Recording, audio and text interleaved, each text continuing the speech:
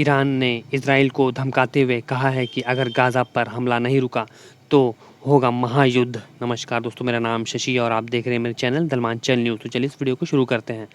Hamas और Israel का युद्ध लगातार बढ़ रहा है। इस बीच ईरान ने सीधे तौर पर इजराइल को चेतावनी दी है। ईरान ने यूएन के माध्यम से कहा है कि वह इस युद्ध को और नहीं बढ़ने देना चाहता, लेकिन अगर इजराइल का गाज़ा पर ऑपरेशन जारी रहता है तो ईरान को हस्तक्षेप करना पड़ेगा।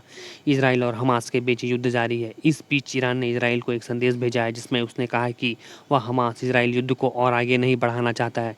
इसके आगे ईरान ने धमकी देते हुए कहा, लेकिन अगर गाज़ा में इजराइल का ऑपरेशन जारी रहता है तो उसे हस्तक्षेप करना पड़ेगा। अगर ईरान इस युद्ध में प्रत्यक्ष या अप्रत्यक्ष रूप से शामिल होता है तो युद्ध और भी बढ़ सकता है। यह संदेश ईरान ने संयुक्त राष्ट्र के माध्यम से इजराइल को भेजा है।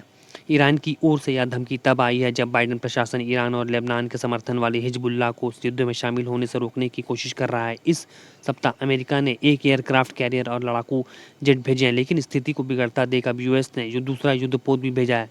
यूएसएस आइजनहावर एयरक्राफ्ट कैरियर को भूमध्य सागर में तैनाती के लिए रवाना किया गया है। एक्सियोस की रिपोर्ट के मुताबिक ईरानी विदेश मंत्री हुसैन अमीर अब्दुल्लाहियान ने शनिवार को बेरूत में यूएन के मध्य पूर्व दूत टोर वेंसलैंड से मुलाकात की। वेंसलैंड ने अमीर अब्दुल्लाहियान से गाजा और इजराइल में संघर्ष को मध्य पूर्व के बाकी हिस्सों में फैलने से रोकने के लिए मदद मांगी। ईरानी विदेश मंत्री ने इसके जवाब में कहा कि ईरान नहीं चाहता है कि यह संघर्ष एक क्षेत्रीय युद्ध में बदल जाए। इसके अलावा उन्होंने कहा कि वह हमास की ओर से गाज़ा में बंधक बनाए गए नागरिकों की रिहाई में मदद करना चाहते हैं, लेकिन इसके आगे उन्होंने कहा कि ईरान की अपनी रेड लाइन है। रिपोर्ट के मुताबिक अगर इजराइल गाज़ा पर हमले जारी रखता है तो ईरान जवाब देगा।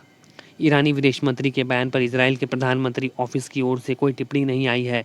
इससे पहले ईरानी विदेश मंत्री ने हिजबुल्लाह के लीडर हसन नसरल्लाह से मुलाकात की थी। ईरानी विदेश मंत्री ने कहा, इजराइल में गाज़ा में नागरिकों के खिलाफ अपराध रोकना चाहिए क्योंकि कुछ घंटों में बहुत देर हो सकती है। उन्होंने आगे कहा, प्रतिरोध के लिए उठाया गया कोई भी कदम इजराइल के लिए एक बड़े झटके का कारण बनेगा। इजराइल ने शनिवार रात को भी गाज़ा पर बमबारी जारी रखी है।